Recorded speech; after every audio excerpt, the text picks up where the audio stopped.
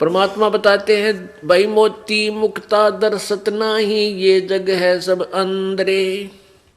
दिखत के तो नैन चश्म, इनका फेरा मोतिया बंदरे। ये दिखे तो बड़े महात्मा और संत विद्वान पुरुष, इनको काल ने मोतिया बंद कर रखा है। अज्ञान रूपी मोतिया बंद है था इन लोगों को, इन गुरुओं को, संतों को, जो परमात्मा से अपरिचित होकर के परमात्मा की झूठी महिमा, झूठी परिभाषा बताते रहे। पुण्यात्माओं, कोई सौभाग्य तुम्हारा है कि आप जी को इस बिचली पीढ़ी में मानव शरीर प्राप्त है, स्त्री या पुरुष का। और उनसे भी अधिक सौभाग्य उन पुण्यात्माओं का है जो परमात्मा के चरणों में आ चुके हैं, जो जितना भी देर से आएंगे उतना ही पश्चाताप करेंगे। अब ये बिचली पीढ़ी का समय ये 20वीं सदी से प्रारंभ हुआ। अब ये 21वीं सदी चल रही है, इसमें ये चरम सीमा पर होगा। फर्स्ट पहले ही 10, 12, 15 वर्षों में इस 21वीं सदी के अंदर ये परमात्मा का ज्ञान, तत्व ज्ञान चरम सीमा पर होगा।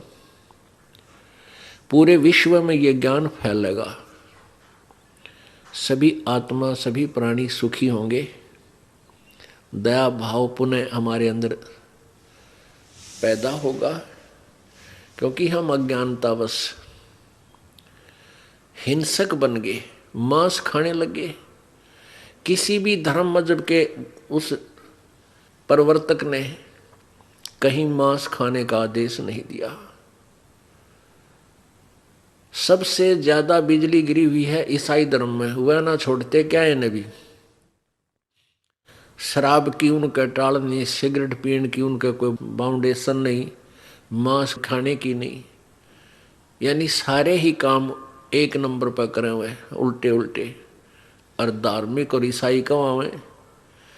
उसके बाद हिंदू धर्म में क्या था, पहले कोई बुराई नहीं थी। बीड़ी, शराब, मांस, तंबाकू, कोई भी नशीली वस्तु नहीं प्रयोग करता था हिंदू धर्म। अब हिंदू धर्म में भी बिजली गिर गई। सभी, कोई घर खाली नहीं है जो व्यसन ना करते हो। उस घर में कोई व्यक्ति बेशक बच रहा हो, एक आधा जो ना प्रयोग करता हो बुराई को। इतनी गिरावट आ गई। मुसलमान धर्म में शराब नहीं प्रयोग करते थे, मांस और हुक्का खूब डट के पिए।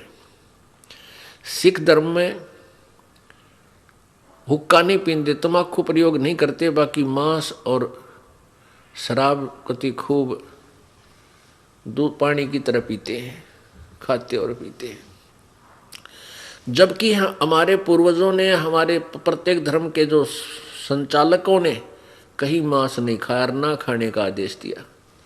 तो बुराई क्यों कर रहे हैं हम? और कर रहे हैं तो फिर धार्मिक कहाँ, हम उस धर्म के बंदे कैसे हुए? तो ये गिरावट जो आई है या अब फिर दोबारा सेट होएगी और ये प्यारी आत्मा अपने परमात्मा को पहचान कर सतलोक पहुंच जाएंगी। जब तक हम सतलोक नहीं जाएंगे तब तक हमारा जन्म और मृत्यु और ये कष्ट कभी समाप्त नहीं होगा। या कोई प्राणी सुखी नहीं।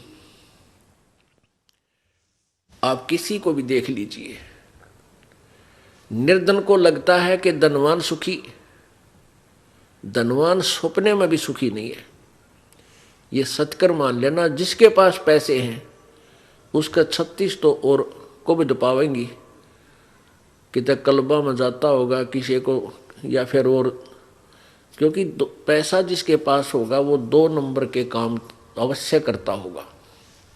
99.99% लोग जो धनवान कहलाते हैं वो अवश्य कुछ ऐसे काम हैं जिनके जो अनुकूल नहीं होते, और फिर उस कारण से उनके पाप इतने बढ़ जाते हैं। और फिर आगे से आगे, जैसे किसी के ने एक फैक्ट्री लगा ली, उसके बाद उसने सोचा एक और लगा लूं, 50-60 लाख 1 करोड़ रुपया कर्जा ले लिया, फैक्ट्री में हड़ताल होगी या कोई और कारण बन गया, कोई व्यवसाय ठीक ना चला, सिर में दर्द, ना जाने कितनी टेंशन लिए सारा दिन घूम रहा है, भले ही वो कार में घूमता दिखे पर चैन कती नहीं उसको। कोई बालक बीमार, किसी का कैंसर, किसी का और बीमारी, चाहे राजा है चाहे गरीब है, चाहे सेठ है, चाहे जीव है, चाहे ब्रह्मा विष्णु महेश तक है, कोई भी जीव इस काल के लोक में सुखी नहीं है। तो सुख का स्थान कहां पर है? सतलोक में, जिसको छोड़कर हम इस काल के लोक में फंस गए। और जब तक हम वहां नहीं जाएंगे तब तक हम सुखी नहीं हो सकते।